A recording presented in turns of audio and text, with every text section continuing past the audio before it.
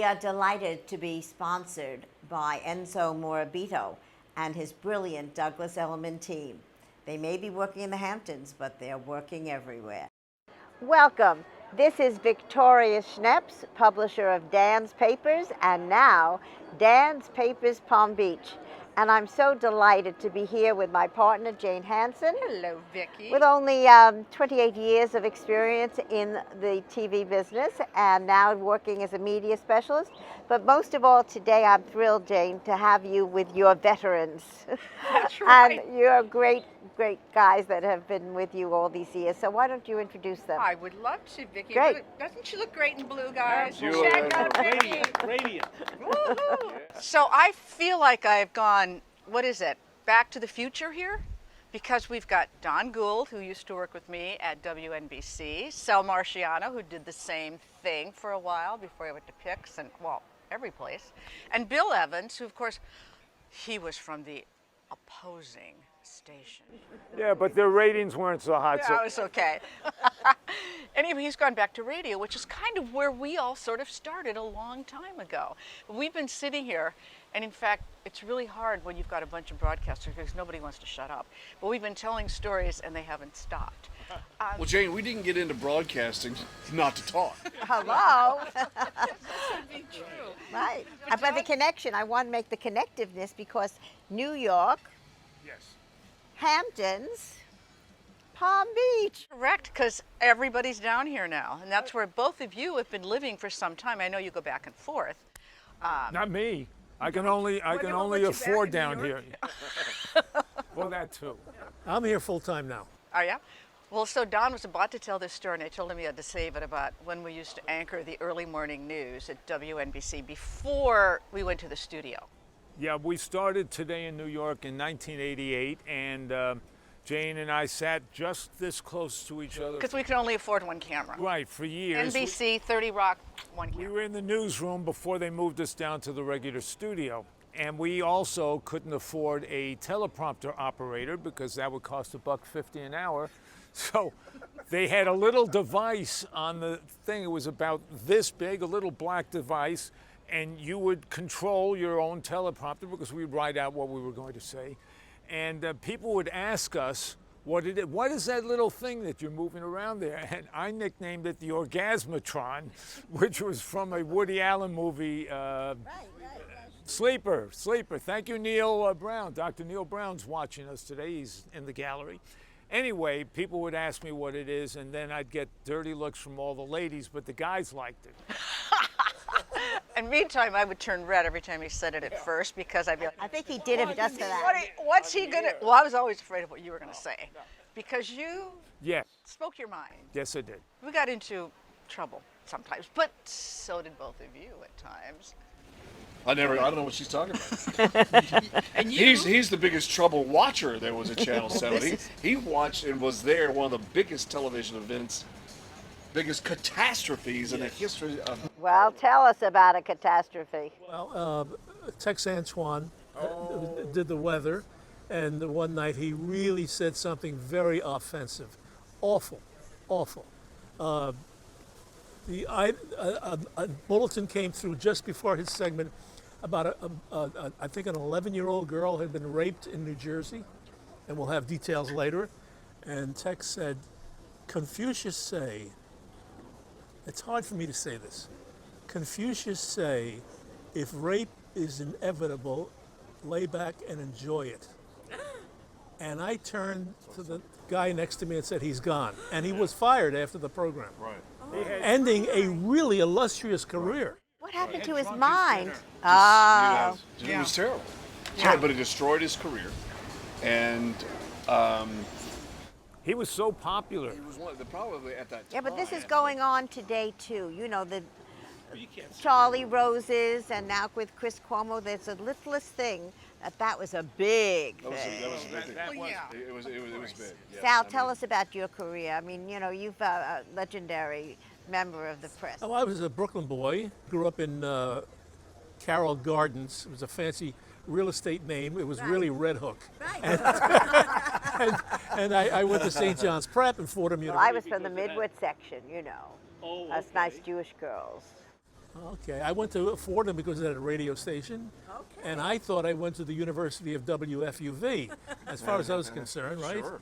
And then I worked in radio, and I was fortunate to win an audition at Channel 2 at 26 Out of the box, wow. Yeah, I worked with Frank Gifford, and I was on New York So television. was sports your sweet spot from day one? Was that what you loved? Yes, I always wanted to get into sports. Yeah.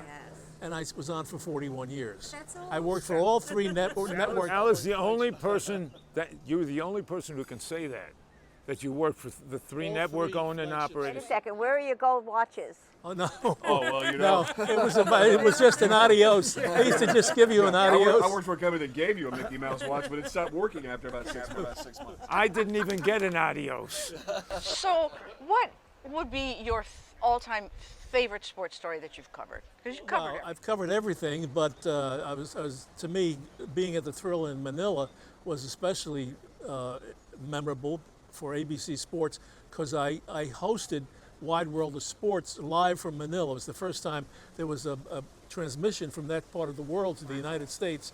I hosted that because Howard Cosell would not go to a country that was under martial law. So I got the assignment, and it was the best assignment I ever had. Isn't that crazy? It was very exciting to do it. But I must insert right here my fondest memory, sitting next to Bill, my fondest memory of Eyewitness News, and this brings in Tex. He went on vacation for 2 weeks, and they decided that all of us would do one segment over the 2 weeks. So we're talking about 20 segments. I got the last one 11 o'clock on a Friday night. It had been a very windy day. And in Eyewitness News, we would just do crazy things on the air. So I hired a woman to wear a polka dot bikini. And I told her to come out of the flat as I began. And I said, every time I say the word windy, I want you to do this. So every time I said windy, she did this, and the cameramen were cracking up. And the gag is, I'm saying to the cameraman, why are you laughing? I just said windy, and she would do it again. So we did the segment. That was the gag. I finish, and the stage manager says, so-and-so wants you to stay here. He's down at McGlade's. This was a bar on Columbus Avenue. Isn't that where everybody went? Yeah, that's Yeah, everybody, that's where they went, yeah. He said, so-and-so wants you to stay here. He's down at McGlade's. He was the assistant news director. So I wait in the control room, and he comes in, and he's obviously drunk. And he's yelling at me. I'm firing you for doing that. And I try to explain, it's just a gag. I never touched her. I didn't regard her. It's just a sight gag. It's, Right, you know. right. And he pushed me. And I banged him. Why? Because he pushed me. I banged him. Come on, you're So that was called into the news director's office the Monday morning. Because he said he fired me, but I was called into the news director. He wanted to know what happened. I explained what happened. And the guy sitting there with a shiner, and Bill Fife was the news director. Oh my gosh. And he said, you're not fired. You know, and he had admonished his assistant for doing what he did. You don't touch another person. Yeah, we could do 10 hours on going into the general manager's office or the news director's office and getting yelled at for saying something. Oh, well, there's always, you have to separate yourself as talent from the others in the market by doing something. Right. And there's that line. And sometimes, you walk it up to the line, and then everything is okay. Sometimes you go over the line, and they say, hey, well, you went over the line, but that was okay. Because it was funny, or it got viewers, or it got attention. But then other times, you never know sometimes where that line is because it moves all the time. Sal and I. Oh, I'm sorry. You're the No, boss. I just want. I'm the boss. God, he's never said that to me in my life. I want to know what's the furthest over the line you went and got away with. Well, I traveled and did the weather everywhere. Uh-huh. So I did the weather from the Torch and the Statue of Liberty, and we were down in Jamaica, and we did the weather from everywhere, Alaska, and all over the place. But probably some of the things we did was we had things that would happen You know, we were in Miami. We were down here in Miami in South Beach, and so then we had some models that were on the air, and we had firemen at the same time. And so we had the calendar Combustion. firemen from Miami, and then these models, and then just I'm doing the weather, and I don't know what's going on behind me, but they all start dancing, and they're all jumping around, and they're chasing each other. It looked like the set of an Elvis movie, you know. I thought it was Beach Blanket Bingo, and all this crazy stuff was going on. And I hear the director in my ear going, "Do you know what's going on behind you?" And I'm like, right now it's partly cloudy and 37 degrees, you know. And then one other time I was in an aquarium. I was in the New York Aquarium with 2 beluga whales, and I had the helmet on, you know, that big helmet Underwater? underwater doing the weather. Wow. And the beluga whale grabs me by the back of the head and starts throwing me around. And you thought this is the end. And and so I'm still saying, tomorrow, you know, here's a 7-day forecast, you know, and you can see their teeth is really like big pegs. Oh my God. And you can see the teeth around my head. And so finally she lets go, and I'm like, and that's our weather report. You know? Oh, you And got an Emmy the for that. handler said, well, I did, and the handler said, she was just playing with you. Just her toy. Yeah, but she weighs 3 tons. Hello, hello. And it's throwing me around. Can you get a close-up shot of Bill's hair? Because if I had his hair, I'd still be on TV. Yeah, but we have you on the radio now. Talk a little bit about your latest acquisition in radio. That's very nice of you. I started radio when I was 13, and I was always on radio my whole career. I was on WPLJ, I was on ABC Radio, I was on with Don Imus, Scott Shannon, these great DJs, but I was always the weather guy, and I was a DJ in my youth. So toward the end of my television career, I was there 30 years and really wanted to do something else. And my wife's idea, Sandra's idea, was to buy this radio station in Sag Harbor. WLNG, which is the oldest radio station out there, and it's hired a lot of great talent over the years, and it's a legendary vintage radio station, and we bought that. I do mornings there now. We just bought another radio station, so our empire is growing. I used to get up at 2:30 in the morning. Now I get up at 4:30 in the morning. Wow. So I get to sleep 2 hours extra a day. Yeah, but you're also working way into the night. Yeah, it's good. We just, as you know, we just had a blizzard on the eastern end of Long Island. We all noticed, even though, thank God, we weren't We had 30 there. inches of snow in You Sag were Harbor. so sad you weren't there shoveling, right? But you're still on the air. Right. Because you Isn't can be it on great? the air from anywhere. So I was on the air like 18 hours during the storm. But it's just the love of my life. I'm having a blast. Did you misrepresent by saying, I'm sticking my hand out the window and it's still snowing? Well, you remember you were at Channel 7. They put the weather guy by the window in the building that's at a good Channel 7. idea. So so you could always know what the weather was. It's like, why is the weather office by the window? So you'll know what the weather is before you go on the air. Because all those gadgets you had. Okay, so when you watch, do you guys watch the news now? Do you watch the sportscasts? I mean, do you? Because I don't pay much attention. I have been down here 10 and a half years, and I haven't watched one local newscast. Not one yet, because it's parochial.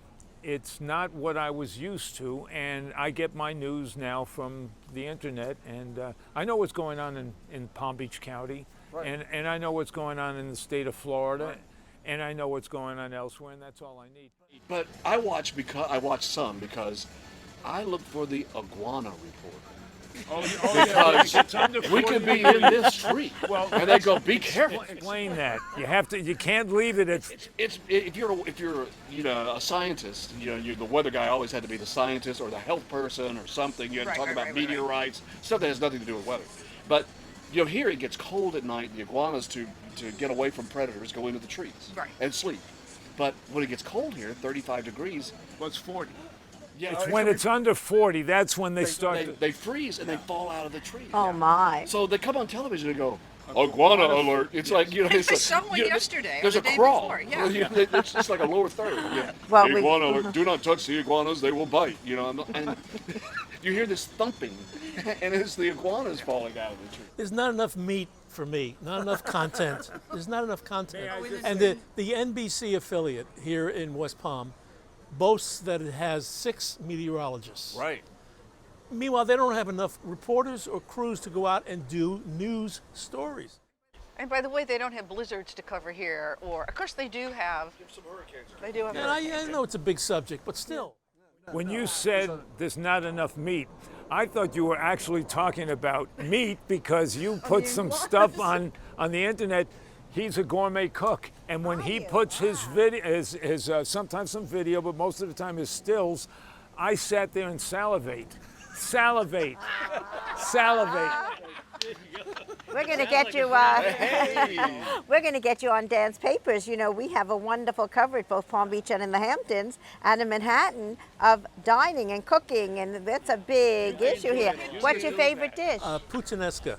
Tell me about it. It's so easy to make. Oh, that's And people are astounded when they taste it. Oh. It's a red sauce base, but first you do anchovies, garlic, and a little bit of tomato. You saute that, and then when that melts down, you add the tomato sauce and you put in capers. It's so easy. It is a peasant dish, but they make it so fancy now in restaurants. So the word is fancy. Yeah.